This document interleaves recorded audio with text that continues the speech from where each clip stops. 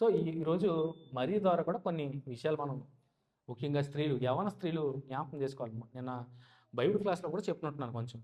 ఈరోజు కొంచెం డోస్ పెంచుతాను. ఆ, ఎందుకంటే బైబిల్ క్లాస్ టైం తక్కువ ఉంటుంది. ఈరోజైతే పర్లేదు. యవ్వనస్తులు, యవ్వన బిడ్డలు బయట కూర్చుంటున్నారో వారు ఖచ్చితంగా వినాలి. ఎందుకంటే ఆనాటి కన్య మరియా అంటే వివాహానికి సిద్ధపడినటువంటి స్త్రీ, అంటే వివాహ వయసు వచ్చినటువంటి స్త్రీ కన్య అయినటువంటి మరియా. అంటే ఎంగేజ్మెంట్ అవ్వబోతుంది, అవింది యోసేపు గారితో. అంటే పెళ్ళిడు వచ్చేంత వరకు మరీ జీవితం అద్భుతం. యవన స్త్రీలు, పెళ్లి కానోళ్ళు ముందుగా ఆలోచించేయండి. మరీ జీవితం ఏంటి? అరే నేను ఎలా జీవిస్తున్నాను, మరీలాగే ఉందా నా జీవితం? అసలు మరియమ్మ ఎక్కడ, మనం ఎక్కడ? అవునా? అన్ని విషయాల్లో ముందు వరుసలో ఉంటారు ఆవిడ. అందుకనే దేవుడు కను దృష్టి ఆవిడ మీద పడింది, కృప పొందుకుంది. సో ఏంటి అని ఒకసారి మనం ఆలోచన చేస్తే, నజరేతులో ఒక దీన కుటుంబీకురాలు ఆవిడ.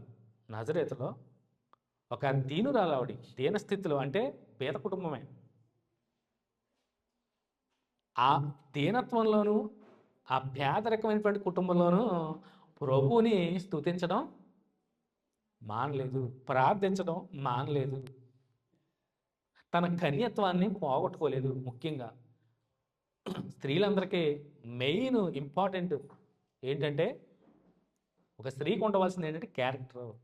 దాన్ని పోగొట్టుకోలేదు. ఎప్పటి వరకు కాపాడుకుంది? ఎప్పటి వరకు?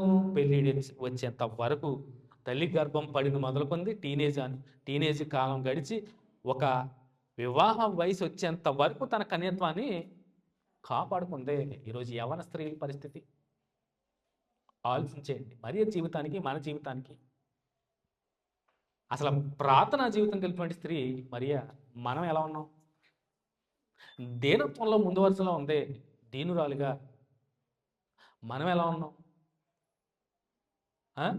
మనం కూడా ధనికమైన కుటుంబాలు ఏం కాదండి, అవునా? ఇందులో చాలామంది మిడిల్ క్లాస్ వాళ్ళు, కొంచెం పేదరికంలో కూడా ఉన్న వాళ్ళు ఉన్నారు ఇందులో.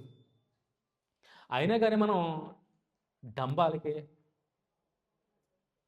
హెచ్చులకి పోతున్నాం. అంటే దీనత్వంలో కూడా తగ్గింపు స్వభావం లేదు.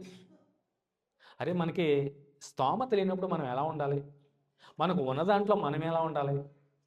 కలిగిన దాంట్లో ఎలా జీవించాలి, ఎలా బ్రతకాలి, ఎలా నడుచుకోవాలనే విషయాన్ని మరియ ద్వారా నేర్చుకోవచ్చు.